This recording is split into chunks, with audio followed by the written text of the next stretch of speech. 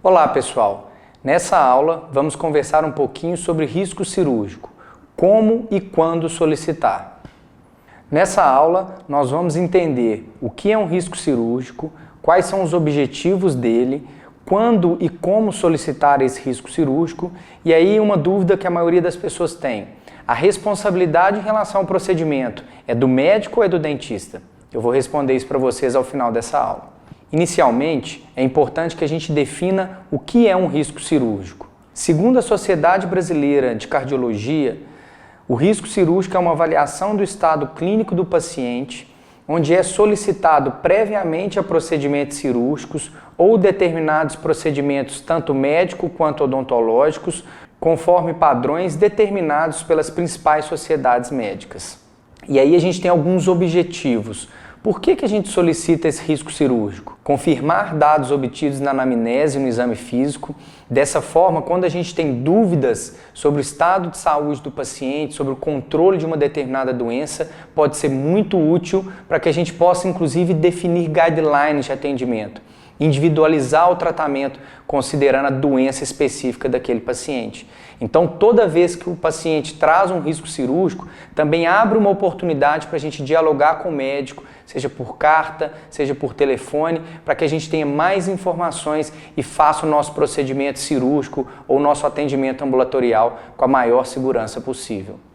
Então, quando e como solicitar? Muitas vezes ele é recomendável em alguns pacientes ASA 2 para que a gente entenda o grau de controle desse paciente, mas em vários casos ele pode ser imprescindível, principalmente para os pacientes ASA 3, que sabidamente são pacientes não controlados e em alguns casos, apesar de ser menos comum no consultório odontológico, pacientes ASA 4. Todas as vezes que nós executamos procedimentos cirúrgicos sob anestesia geral ou sob sedação endovenosa, nós devemos também solicitar o risco cirúrgico juntamente com outros exames complementares, como hemograma, coagulograma, glicemia em jejum, entre outros. E aí surge uma grande dúvida: como que a gente deve solicitar esse risco cirúrgico? É importante que vocês entendam que a gente deve especificar ao máximo ao médico todas as informações sobre o nosso atendimento e o cuidado ou os cuidados que a gente pretende tomar. Nós vamos disponibilizar para vocês um e-book completo com vários exemplos de casos clínicos e de como a gente solicita esse risco cirúrgico. Aqui nós temos um exemplo de um paciente do gênero masculino, 52 anos de idade, com indicação de exodontia do dente 36. Na anamnese, ele informou ser portador de hipertensão arterial sistêmica com diagnóstico há 4 anos atrás. Relatou o uso diário de medicação, atenolol, que é um beta-bloqueador para o controle, e ao exame físico ele apresentou a pressão arterial 160 por 100 mm de Hg. Ao exame clínico e radiográfico, observou-se ampla destruição coronária e presença de tratamento endodôntico, caracterizando procedimento cirúrgico aberto ou por via não alveolar. Então, pessoal, nesse caso, a gente tem um paciente hipertenso, não controlado, onde os níveis de pressão se encontram elevados e aí a gente precisa entender junto ao médico: esse paciente não está aderindo ao tratamento ou a medicação não está sendo suficiente? É claro que a gente precisa adequar esse paciente, a pressão precisa entrar nos limites de normalidade para que a gente possa fazer o nosso procedimento cirúrgico com a maior segurança possível. Mas é importante também que vocês entendam o que vocês vão fazer. Se a gente olhar o caso clínico novamente, já tem a expectativa de uma exodontia por via não alveolar, um tempo cirúrgico maior, necessariamente o uso de um anestésico com vasoconstritor. E aí é importante que a gente explique para o médico tudo o que a gente vai fazer e quais são os cuidados que nós devemos tomar com esse paciente. Aqui a gente tem um exemplo do risco cirúrgico. A gente pode direcionar esse risco cirúrgico tanto para um cardiologista quanto para um clínico geral. E vamos acompanhando aqui.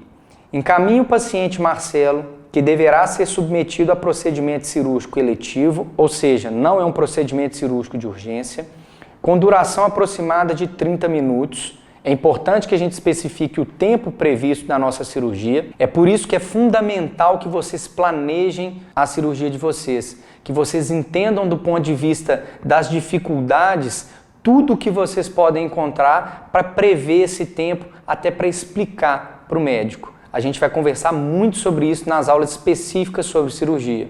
Depois nós especificamos o anestésico que nós vamos usar. Lidocaína 2% com adrenalina 1 para 100 mil. É muito importante que a gente explique a concentração da adrenalina. Os médicos são acostumados a trabalhar com adrenalina 1 para 1000, numa diluição muito grande.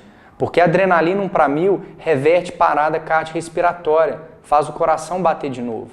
E como eles trabalham muito com essa diluição, eles imaginam muitas vezes que a gente vai usar a mesma diluição, só que a gente usa 1 para 100 mil. Então a gente precisa especificar para o médico qual anestésico que a gente vai utilizar. Se a gente não faz isso, simplesmente ele devolve o risco cirúrgico orientando vocês, favor não usar vasoconstritor. E aí eu pergunto, vocês vão usar ou não vão usar? Como nós vimos lá atrás, sabemos que dor espontânea, ansiedade pode provocar o aumento da adrenalina endógena em torno de 40 vezes.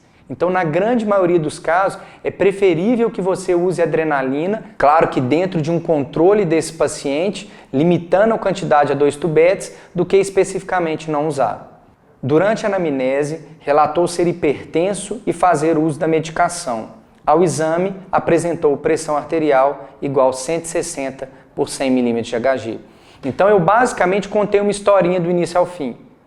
O paciente, idade, o que eu vou fazer, o que eu vou usar em relação a anestésico local, quais cuidados eu vou tomar e que no exame físico ele ainda apresentou pressão arterial elevada, mesmo fazendo uso da medicação. Então eu tenho um início e eu tenho um fim. Eu consigo contextualizar o meu paciente nesse cenário para que o médico entenda tudo o que a gente vai fazer e nos encaminhe um risco cirúrgico adequado ao proposto. É por isso que a grande maioria das pessoas tem dificuldade, exatamente por não especificar para o médico o que vai fazer e muitas vezes esse risco cirúrgico vem vazio. E quando ele vem vazio a gente fica perdido e a gente não sabe se é nossa responsabilidade, se é a responsabilidade do médico. Isso é muito importante, pessoal. Exemplifiquem, expliquem tudo sobre o risco cirúrgico de vocês. É o momento e a oportunidade que vocês têm de conversar com o médico, de trocar informações para que ele agregue uma série de informações para que a gente faça o procedimento cirúrgico com a maior segurança possível. Ao final, a gente solicita a avaliação do médico, muitas vezes, se necessário, a adequação desse paciente, ajuste de medicamentos, de dosagens, a prescrição de outros fármacos. Isso é a adequação do paciente para que ele desça para a asa 2, esteja em um estado de controle e aí sim a gente faça a nossa cirurgia sob anestesia local em ambiente ambulatorial com segurança. A gente solicita sempre esse risco cirúrgico por escrito, documenta direitinho, anexa ao prontuário do paciente e ao final a gente se coloca à disposição para que a gente possa trocar informações com o médico sobre o estado de saúde geral do paciente e qualquer dúvida que ele tenha em relação ao que a gente vai fazer. E aí eu pergunto para vocês, e se ainda assim o médico se posicionar de maneira contrária ao uso do vasoconstritor em pacientes, por exemplo, cardiopatas e hipertensos? Como eu mencionei, a grande maioria dos profissionais não especifica o que vai fazer, nem especifica o que vai usar. E simplesmente os médicos devolvem o risco cirúrgico orientando o não uso do vasoconstritor. É por isso que o nosso risco cirúrgico ele deve ser o mais completo possível. Os médicos devem entender ainda que os procedimentos odontológicos, principalmente os procedimentos cirúrgicos, eles demandam maior tempo. E Bennett traz um conceito amplo para a gente. Quanto maior for o risco clínico de um paciente, mais importante se torna o controle eficaz da dor e da ansiedade. É um conceito relativamente antigo, de 1986, mas que está diretamente relacionado ao que a gente está se propondo a fazer. Controlar eficazmente a dor e a ansiedade desse paciente é mais importante do que a própria condição que ele tenha. Então a gente já começa a entender a importância de uma anestesia profunda, a importância de um anestésico local com vasoconstritor, que vai diminuir o sangramento, consequentemente diminui o tempo cirúrgico. Se o anestésico local ele tem vasoconstritor, aumenta o tempo de anestesia e consequentemente isso traz mais conforto para o paciente. Então simplesmente não usar o vasoconstritor pode ser muito pior do que usar. Então é esse bom senso que a gente tem que ter, mas claro, em pacientes controlados. Como eu adiantei, a anestesia local deve garantir a completa ausência da dor. Isso tudo é muito mais facilmente obtido em anestésicos locais que tenham vasoconstritor. O vasoconstritor diminui o sangramento e também diminui o tempo cirúrgico. E aí eu pergunto para vocês, qual a dose máxima de epinefrina contida na solução anestésica local que pode ser administrada com segurança durante um procedimento dentário em pacientes com doença cardiovascular controlada? Nós já vimos isso. A resposta é 40 microgramas por sessão de atendimento, que é o equivalente a 2 tubetes de anestesia. Aqui a gente tem uma tabela mostrando o volume máximo recomendado. No Brasil, as soluções anestésicas elas podem conter epinefrina nas concentrações de 1 para 50 mil, 1 para 100 mil ou 1 para 200 mil, o que equivale respectivamente à quantidade de 36 microgramas, 18 microgramas e 9 microgramas de epinefrina para cada tubete anestésico contendo 1,8 ml da solução. Então, se a gente utiliza o anestésico na concentração de 1 para 100 mil, a gente pode utilizar o equivalente a 2 tubetes anestésicos por sessão. Muitas pessoas ainda têm dúvida, a responsabilidade é do médico ou a responsabilidade é do dentista? E aí eu falo para vocês que a responsabilidade é sempre do profissional executante, é sempre do dentista. O risco cirúrgico é a oportunidade que a gente tem de troca de informações com o médico. É aquele momento onde o médico vai nos passar mais informações sobre o estado de saúde geral daquele paciente, sobre o grau de controle dele. Então é a oportunidade que a gente tem de conversar com o médico e adequar o paciente quando for indicado para que a gente faça o nosso procedimento com segurança.